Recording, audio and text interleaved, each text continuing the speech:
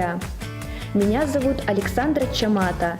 Я являюсь старшим инженером группы автоматизации процессов управления Центра управления в кризисных ситуациях Главного управления МЧС России по Республике Коми. Сегодня хотела бы поговорить с вами об основных способах защиты населения. В повседневной жизни, как правило, человек способен обеспечить собственную безопасность.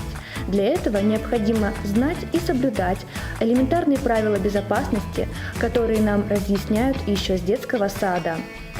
Однако не всегда человек способен противостоять опасности, и тогда он уверен, что государство придет к нему на помощь.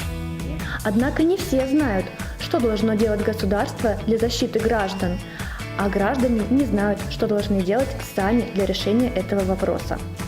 В нашей стране этим вопросом занимается Министерство Российской Федерации по делам гражданской обороны и чрезвычайным ситуациям и ликвидации последствий стихийных бедствий.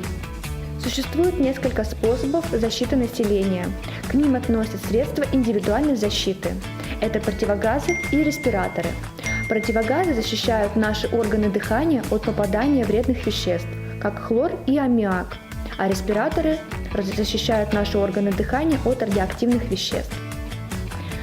При угрозе чрезвычайной ситуации средства индивидуальной защиты выдаются в специальных пунктах, о которых вы можете узнать в местной администрации.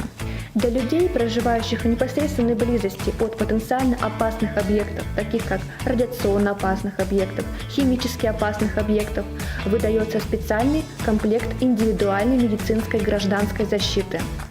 Он включает в себя специальное лекарство для взрослых и детей, которое способно нейтрализовать действие опасных химических, радиационных, биологических веществ в зоне чрезвычайной ситуации.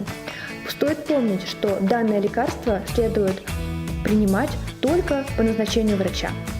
Следующий способ защиты населения – защитное сооружение гражданской обороны. Ярким примером является бомбоубежище Великой Отечественной войны, которые в свое время спасли миллионы жизней от вражеских налетов. Рассмотрим первый – убежища. Они располагаются в организациях и предприятиях, которые продолжают свою деятельность во время военных действий. Примером могут служить специально оборудованные станции метро. Второй тип – это противорадиационные укрытия. Они строятся в непосредственной близости от возможных радиационно опасных объектов. Третий – это новый вид защитного сооружения – это укрытие. И его особенность в том, что оно защищает от осколков, от различных строительных конструкций и так далее. И предназначается в основном для маломобильных граждан и медицинского персонала, а также неработающего населения. Третий способ защиты населения – это эвакуация. На предприятиях и в организациях на стенах располагаются планы эвакуации и указаны ответственные за это мероприятие люди. Эвакуация позволяет вывести в безопасные районы как можно большее количество людей. Она бывает частичная и полная. При частичной эвакуации эвакуируются дети, старики и неработающее население. При полной эвакуации эвакуируются все, кроме маломобильных граждан, инвалидов и обслуживающего их медицинского персонала. Информирование об эвакуации проходит через СМС-оповещения, радио и телевещание. Эвакуационный пункт указан в сообщении. Перед тем, как покинуть ваше помещение, квартиру, вам необходимо закрыть плотно окна и двери, перекрыть газ, перекрыть воду и отключить электричество. Целью эвакуации является вывести как можно большее количество людей в безопасные районы и обеспечить все для комфортного пребывания до возвращения домой. Хотелось бы подробнее остановиться на том, как же узнать о возможной или уже наступившей чрезвычайной ситуации. Оповещение. Сигнал гражданской обороны «Внимание всем» производится путем задействования городских систем оповещения.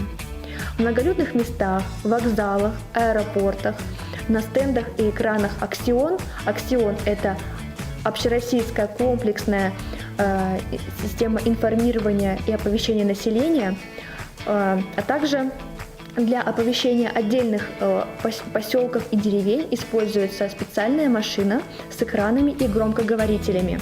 Итак, Что же необходимо делать при поступлении сигнала гражданской обороны «Внимание всем»? Вам необходимо включить радио или телевизор и прослушать информационное сообщение о ваших дальнейших действиях.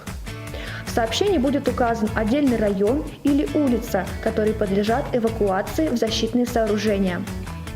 Затем последует один из сигналов – воздушная тревога, химическая тревога, радиационная опасность или угроза катастрофического затопления.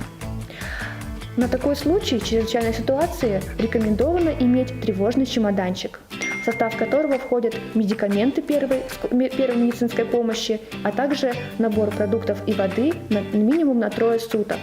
С полным перечнем тревожного чемоданчика вы можете ознакомиться на сайте Главного управления МЧС России по Республике Коми. Дорогие друзья, берегите себя, свое здоровье, своих близких, родных, бабушек и дедушек. Помните о правилах пожарной безопасности и не забывайте телефон Единой службы спасения 112. Благодарю вас за внимание.